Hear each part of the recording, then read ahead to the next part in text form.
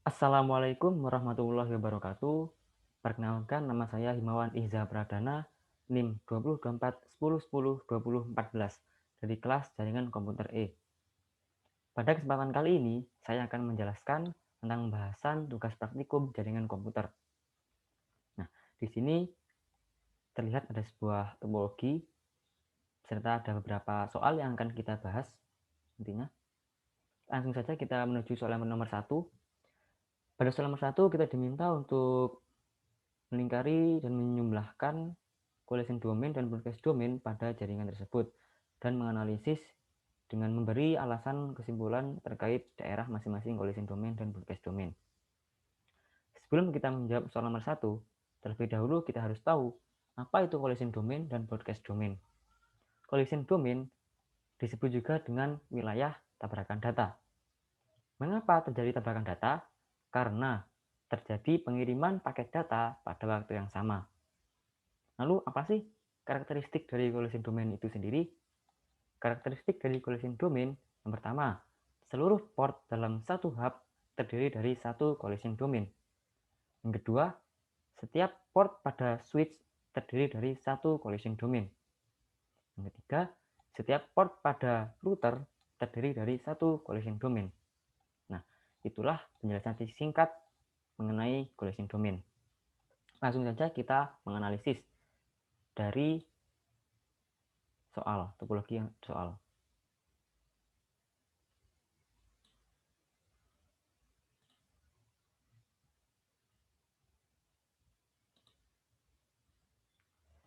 Nah, di sini saya akan menjelaskan bagaimana cara mencari collision domain. Trik untuk mencari collision domain yang pertama adalah terlebih dahulu kita cari hubnya. Pertama kita cari hub dulu. Di sini ada hub ya, ini. Nah, ini kita hitung satu.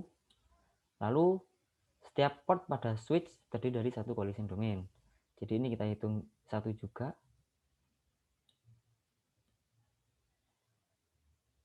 Ini juga, dan ini juga dihitung satu. Nah, lalu setiap port pada router terdiri dari satu collision domain. Ini pun juga dihitung satu. Lalu samanya dengan yang ini, port dalam satu hub dihitung satu collision domain. Setiap switch juga dihitung dengan satu collision domain. Ini juga, ini juga. Nah, jadi ini dapat kita hitung ada 1, 2, 3, 4, 5, 6, 7, 8, 9. Ada 9 collision domain.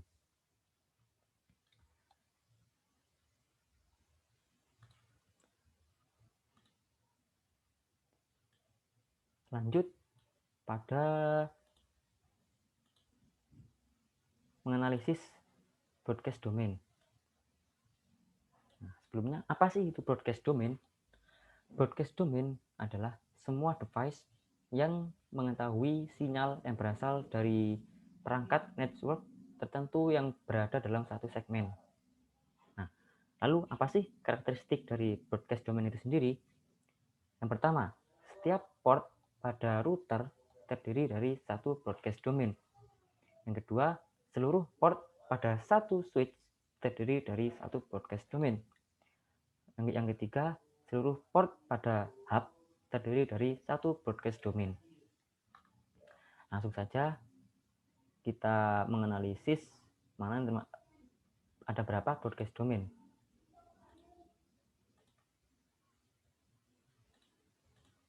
Nah, trik dalam mencari broadcast domain terlebih dahulu kita harus mencari hub dan switch-nya. Nah, di sini hub ini dihitung satu ya, satu. Lalu untuk switch juga dihitung satu. Untuk router, setiap port pada router terdiri dari satu broadcast domain. Nah, untuk yang ini juga sama. Switch dihitung satu. hubnya juga dihitung 1. Nah, dari sini sudah kita ketahui bahwa ada 5 broadcast domain pada topologi ini.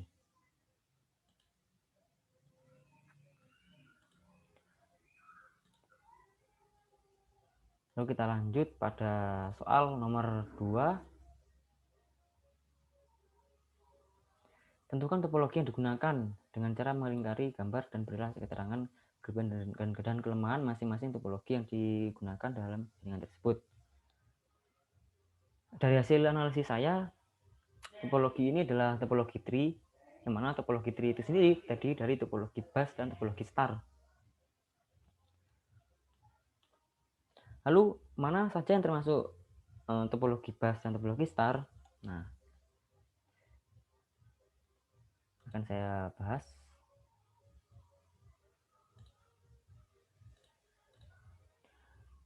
Yang pertama adalah topologi bus. Yang termasuk topologi bus itu adalah yang ini.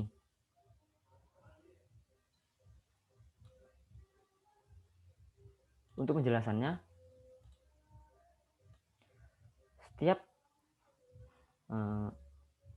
setiap komputer dihubungkan dengan sebuah kabel tunggal yang disebut terang backbone atau segmen. Nah, ini ya, satu kabel. Lalu selanjutnya satu kabel utama menghubungkan tiap simpul ke saluran tunggal komputer yang mengaksesnya ujung dengan ujung. Nah, lalu apa kelebihan dari topologi bus ini? Yang pertama, mudah untuk diimplementasikan. Yang kedua, biaya mengimplementasikan juga murah. Terus yang ketiga adalah mudah menambahkan sebuah sistem dalam jaringan dan baik untuk jaringan kecil. Di samping punya kelebihan, topologi bus ini juga punya kekurangan. Di antaranya, teknologi sudah tertinggal. Yang kedua, jika terjadi kerusakan pada salah satu kabel, maka terjadi kerusakan pada sistem jaringan. Yang terakhir adalah lebih sulit untuk penyelesaian pada suatu masalah. Untuk selanjutnya, topologi yang kedua yaitu topologi star. Nah, mana sih yang termasuk topologi star itu? Yang termasuk topologi star itu adalah yang ini.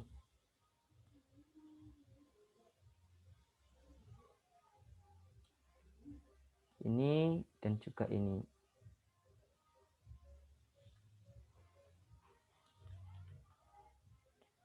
Lalu yang ini pun juga sama.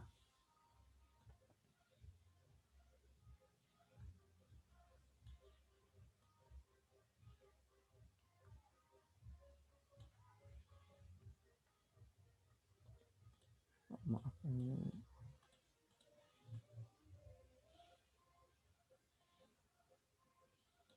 Nah, inilah alasan saya mengapa topologi ini adalah topologi star. Untuk penjelasannya,